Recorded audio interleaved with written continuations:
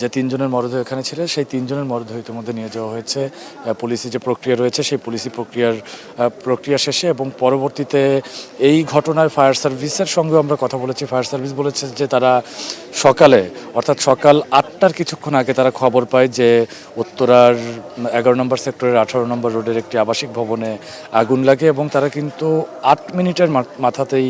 Fire service ঘটনাস্থলে পৌঁছায়, এবং ঘটনাস্থলে পৌঁছানোর পরে তারা ফায়ার সার্ভিসের তথ্য মতে 7:50-এ তারা অগ্নিকাণ্ডের খবর পায় এবং 8:30-এ আগুন নিয়ন্ত্রণে আনে এবং সম্পূর্ণ নির্বাপন হয় 10টার দিকে। এবং তার পরবর্তীতেই কিন্তু পরবর্তীতে যে তলাগুলো রয়েছে, অর্থাৎ যে ফ্লোরগুলো রয়েছে সেই ফ্লোরগুলোতে তারা পরবর্তীতে রেস্কিউ বা উদ্ধার অভিযান যেটি রয়েছে সেই উদ্ধার অভিযান তারা চালান, এবং সেখান থেকেই যারা আহত যাদেরকে পেয়েছেন তাদেরকে এই উত্তরার বিভিন্ন হাসপাতাল যেগুলো রয়েছে, বিশেষ করে কুয়েত মৈত্রী হাসপাতাল, এখানে 13 জনকে নিয়ে আসা হয়েছে,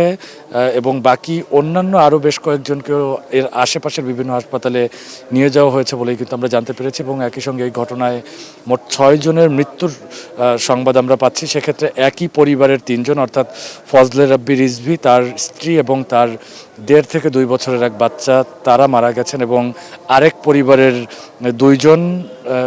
বাবা এবং ছেলে, এবং আরও একজনের মৃত্যুর সংবাদ আমরা পাচ্ছি। তার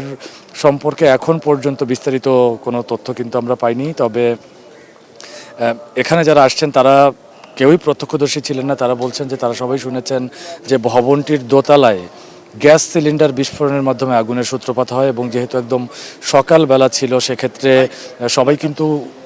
ঘুমাচ্ছিলেন, যার কারণে আগুনের তীব্রতা কতটুকু বা আগুন লেগেছে সেই বিষয়টিও কিন্তু তারা আসলে জানতে পারেনি, যার কারণে উপরের তলাগুলোতে আগুন ছড়িয়ে পড়ে। এবং কিছুক্ষণ আগেই একজন বলছিল যে এখানে যে চিকিৎসক যারা রয়েছেন তারা বলছেন যে ফজলে রাব্বি যিনি যাকে এখানে মৃত অবস্থায় নিয়ে আসা হয়েছে, তার শরীরের কোনো জায়গায় আগুনের বা পোড়া কোনো চিহ্ন নেই,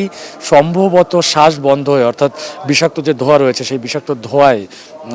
ধোঁয়ার কারণেই তার মৃত্যু হয়েছে। এবং এখানে যে 3 জনের মরদেহ নিয়ে আসা হয়েছে সবাইকেই কিন্তু আমরা তেমনই দেখেছি, অর্থাৎ শরীরে তাদের আগুনের পোড়া কোনো চিহ্ন নেই, কিন্তু তারা আসলে মারা গেছেন। সেক্ষেত্রে হয়তো বা আগুনের এই যে কালো ধোঁয়ার কারণেই তাদের মৃত্যু হয়েছে বলেই কিন্তু চিকিৎসকরা ধারণা করছেন। এখন উত্তরা 11 নম্বর সেক্টরে এখানে যে 3 জন ছিল তাদের মরদেহ নিয়ে যাওয়া হয়েছে, এবং বাকি যারা রয়েছেন তাদের মরদেহ উত্তরা 11 নম্বর সেক্টরে নিয়ে আসা হবে বলে আমরা জানতে পেরেছি।